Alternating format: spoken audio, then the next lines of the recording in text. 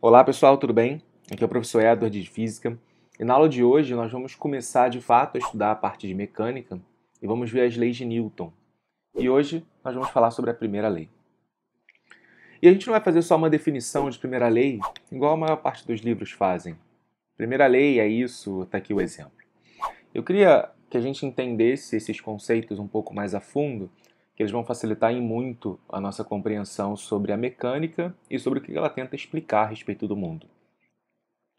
E para isso nós vamos começar falando sobre a ideia, de primeira lei proveniente de Aristóteles. Como é que Aristóteles via o movimento? Para ele, e para a gente ainda, nós temos a ideia de que um movimento é causado somente por forças. Então, para que você coloque um corpo em movimento, é necessário que sobre ele atue uma força. Se eu tenho um objeto aqui e eu lanço esse objeto para frente, ou seja, eu faço uma força nele, eu percebo que depois de um tempo ele para, a não ser que eu continue empurrando ele. Isso é o que a nossa experiência mostra. Ele tende a parar caso ele não seja mais empurrado. Ele também tinha uma ideia de que, por exemplo, se você lançasse uma flecha, por exemplo, e ela continuava em movimento depois de lançada, né? E isso era explicado por ele como a flecha empurrava o ar para o lado, impulsionando ele. E com isso ele falava que se a força que atuava sobre um corpo era zero, então o seu movimento era nulo. Vamos chamar assim, de velocidade igual a zero. Ele não teria movimento, permaneceria em repouso. Essa ideia ela foi muito atacada por um outro grande físico, que é o Galileu Galilei.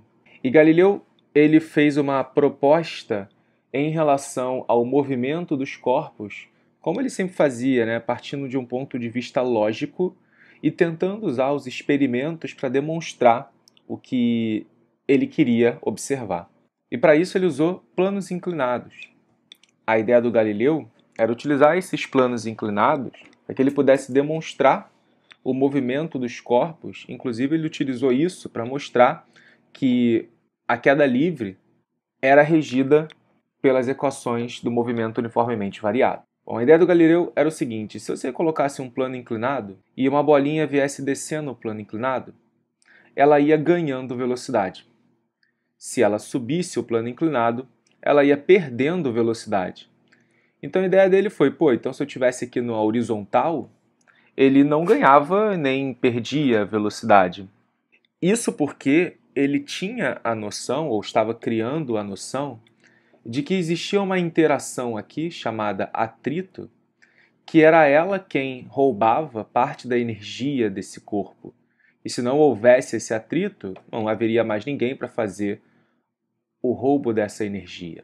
E com isso ele faz a seguinte proposta: imagine que você tenha um plano inclinado, simétrico a princípio, e você larga uma bolinha aqui de cima. O que essa bolinha ela vai fazer? Ela vai cair, ela vai vir descendo, vai andar para o lado, depois vai subir até onde? Até a mesma altura da qual ela foi abandonada. Agora, se você fizer um plano inclinado, só que mais íngreme do outro lado, o que vai acontecer? Nesse caso agora, a bolinha vai continuar caindo, vai rolar para o outro lado, vai demorar mais para subir, mas ainda assim vai chegar na mesma posição anterior. Não importa a inclinação desse cara, a bolinha ela vai sempre chegar na mesma altura da qual ela foi abandonada.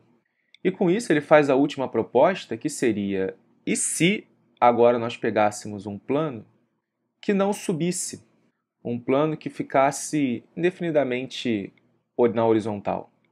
Então esse objeto vai cair, vai chegar aqui e ele não tem para onde subir. É porque agora ele não vai perder velocidade. E aí é que começa a formulação da ideia de inércia. Um corpo, nessas condições, não altera o seu estado de movimento. E é daqui que vai surgir também a ideia de velocidade constante. Porque, a princípio, enquanto o corpo está se movendo, descendo ou subindo no plano inclinado, a velocidade dele vai variando. A gente chama isso de velocidade instantânea. Nessa trajetória, o movimento desse corpo tem velocidade instantânea igual à velocidade média, porque ele não vai mudando a velocidade ao longo do tempo. É claro que essa situação pensada por Galileu, ela é muito difícil de realizar na prática. Talvez se você usar uma pista de gelo ou uma pista com ar sendo lançado assim, você consiga reduzir bastante o atrito a ponto de observar esses movimentos uniformes. Mas nós podemos pensar nela como um caso limite, certo? Essa ideia ela foi revisitada depois por Newton, né, e publicada no Princípios da Matemática da Filosofia Natural, em 1687, onde ele formula, né, 3 axiomas, ou leis do movimento, e a primeira lei é chamada Lei da Inércia. E ela afirma o seguinte, né, todo objeto permanece em seu estado de repouso ou movimento retilíneo uniforme, a menos que uma força resultante não nula haja sobre esse corpo. A ideia-chave dessa lei é o permanecer, porque se você pegar um objeto, aqui, sei lá, você coloca aí sobre a sua mesa um livro, e ele fica, né, você não faz nada sobre ele, ele vai continuar realmente nesse estado de repouso. Ou se você atira, por exemplo, um objeto no espaço, por que no espaço, né? Porque ele não tem atrito, você verifica que ele continua o estado de movimento dele, retilíneo uniforme, a não ser que ele acione um propulsor, bata em alguma coisa, a não ser que uma força externa, de fato, atue sobre esse cara. Mas na ausência de força resultante, o objeto ele vai se mover indefinidamente, ou em MRU, ou manter o seu estado de repouso. Essa lei ela é um pouco mais profunda do que isso, a gente vai falar sobre já já. Agora eu queria mostrar para vocês alguns exemplos práticos da lei da inércia. Isso daqui provavelmente você já viu em algum livro, já presenciou no seu cotidiano. O primeiro exemplo é se você está num ônibus, ou num trem, ou num veículo, num meio de transporte, e ele está parado, e aí de repente esse veículo acelera. Se você estiver em pé no ônibus é bem mais fácil de você verificar. Se esse veículo acelera, você tinha um estado de movimento que era o repouso. Quando esse veículo acelerar, você vai tentar manter esse seu estado de repouso. Só que o ônibus está sendo projetado para frente, então a sua sensação qual é? É de que você está sendo arremessado para trás. Percebam aqui na ideia de que o ônibus andou para frente e você não, é como se você tivesse ficado para trás nesse ônibus. Então, quando ele é acelerado para frente, você é projetado para trás. Algo análogo acontece quando o ônibus está em movimento e, de repente, ele freia. Se você está em movimento aqui e, de repente, o ônibus freia, como você estava em movimento antes, você vai querer manter esse estado de movimento. Percebam que frear, né, acelerar aqui no sentido contrário à sua velocidade, a sua sensação é que você vai ser projetado para frente por conta dessa inércia, da sua tentativa de manutenção do seu estado de movimento. Quando o carro faz a curva, é muito parecido. Vou fazer aqui o carro agora com a vista superior. Vamos supor que o carro estava andando para frente. E você está aqui, então realmente você também está andando para frente junto com esse carro. Se ele fizer uma curva, por exemplo, para a esquerda, você quer continuar andando para frente. É o carro que vai ser jogado para a esquerda. Então a sua sensação é que você está sendo projetado contra a lateral aqui do carro. O carro vai estar te pressionando aqui porque ele está querendo ir para a esquerda e você está querendo ir para frente. Se o carro fosse para a direita, é o contrário, né? Você seria projetado aqui contra a outra parede esquerda do carro. Tudo isso são exemplos práticos da inércia. Um outro exemplo legal é se você tiver uma toalha de mesa e você tiver objetos sobre essa toalha, você pode puxar a toalha muito rapidamente sem que os objetos sejam afetados por isso, né? Se você puxar a toalha lentamente, eles vão vir aos poucos sendo arrastados. Mas se você puxar muito rapidamente, o estado de repouso deles vai permanecer. E aí você consegue puxar a toalha sem mover os objetos que estão aqui em cima. E um outro exemplo bem legal, esse daí você vai ouvir falar muito pouco nesse exemplo, que é, imagina que você tem uma bolinha aqui, e essa bolinha está presa por um fio no teto. e você está segurando a bolinha através de um outro fio vermelho que está aqui embaixo. Então aqui está a sua mão segurando.